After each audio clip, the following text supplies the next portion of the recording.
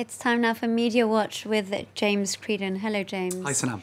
You're starting off with this continuous fallout surrounding the migrant boat known as the Aquarius. That's right. I'll begin with a cartoon, Sanam, in West France, one of the regional papers here in France, which I think sort of sums up the whole dynamic. You can see the boot of Italy giving the heave-ho to the Aquarius, which ended up being welcomed, of course, in Valencia in Spain, with France sort of looking the other way, if you like, angelic, with a halo on top. Now, that pretty much sums up a dynamic that looks like it may play out again in the not so distant future.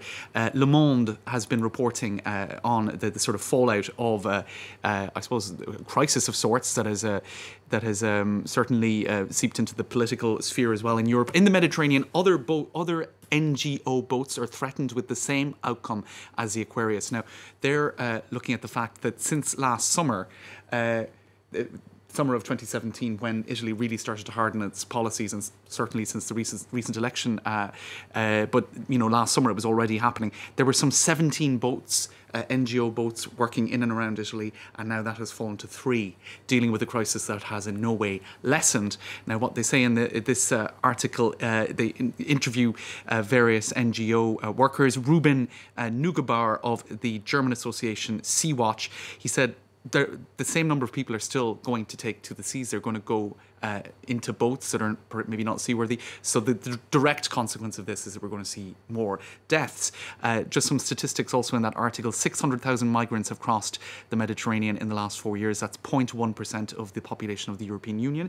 88,000 have been saved by NGOs. 13,000 have drowned. So basically what Ruben Nugabar and others are saying is, if we see this hardening of policy in terms of welcoming these boats, the direct consequence will be more deaths, because it doesn't look like this is going to impact on the flows of migrants. This is a tweet from this weekend. Danilo Toninelli, he is the Five Star Movement transport minister, and he basically said to Dutch ships and others who were still stationed in Libyan waters that they were violating the code of conduct. They have no means and personnel suitable to save a large number of people. In other words, stop doing what you're doing.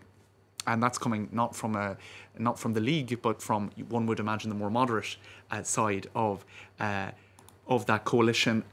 We saw today that 630 of those migrants, of the 630 of the migrants in Spain that debarked from disembarked, thank you, from the Aquarius, half of them want to come to France, which of course didn't decide to take on the boat. And this is a poll that came out today. 56% of French people don't want them. And of course, the debate has come to the domestic platform here in France.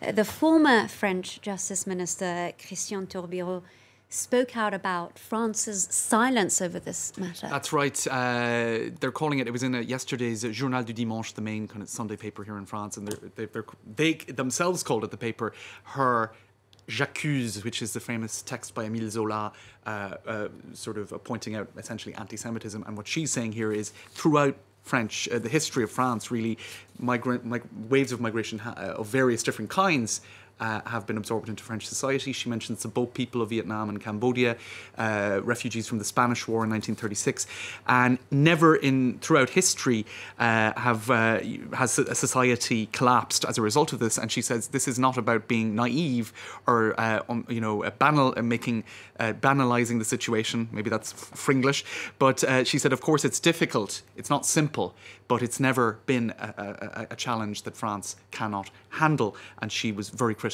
of the silence of a lot of French politicians in this regard. Lots on this. Not sure we'll have time to get through all of it, but Handelsblatt, German newspaper, of course, Germany, its coalition on the brink of potential disaster, really, over this issue. Europe has lost its soul in the refugee crisis. Emmanuel Macron enthused over a year ago that Angela Merkel saved Europe's collective dignity and joint values with her humane refugee policy. These words didn't age well. They certainly did not. That's Der Spiegel over the weekend as well. The German question, nationalist, and what they're saying there is, how do we deal with migrants, the refugee crisis? we didn't have time to talk about Donald Trump, who seemed to seize on the opportunity of fractures in European politics to make them perhaps even worse, or so he would hope, except he was quoting false statistics, saying the crime in Germany is worse because of immigration. It's not. It's at its lowest since 1992.